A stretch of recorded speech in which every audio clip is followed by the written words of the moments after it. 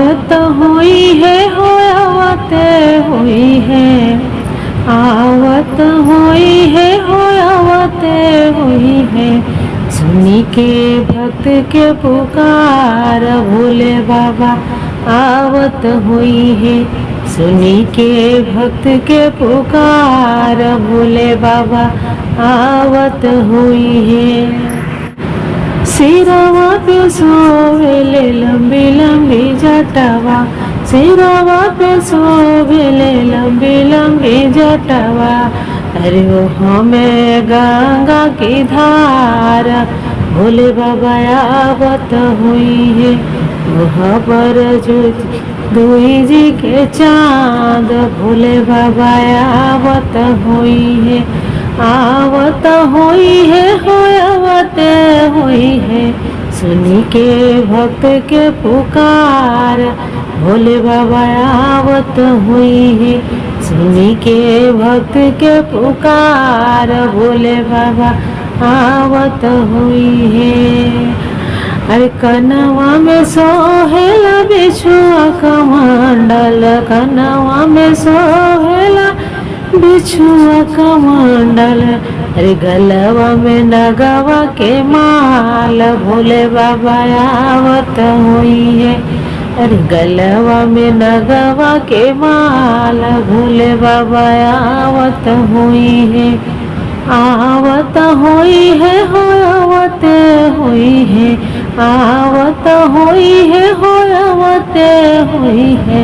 सुनी के भक्त के पुकार भोले बाबा आवत हुई है।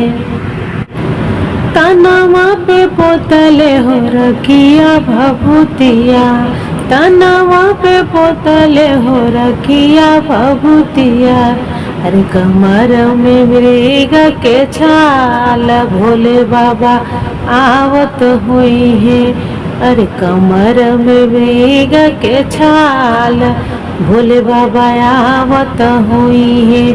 आवत हुई है हो आवत हुई है, आवत हुई है हो आवत हुई है।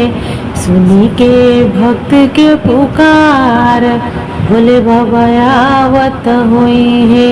सुनी के भक्त के पुकार भोले बाबा आवत हुई है। अरे सो पीछे पीछे हुई है हो भूत तलवा। अरे संगमा में सोहेला नंदी बयलवा। अरे हथवा में डमरू त्रिशूल धारीदार भोले बाबा आवत हुई है।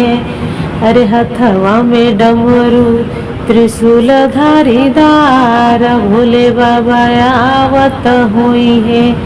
आवत हुई है हो आवत हुई है, आवत हुई है हो आवत हुई है।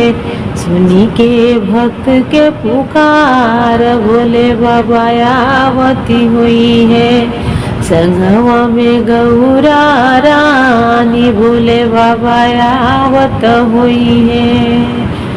होई के बसहा सवार भोले बाबा आवत हुई है। आवत हुई है हो आवत हुई है, आवत हुई है हो आवत हुई है। सुनी के भक्त के पुकार भोले बाबा आवत हुई है।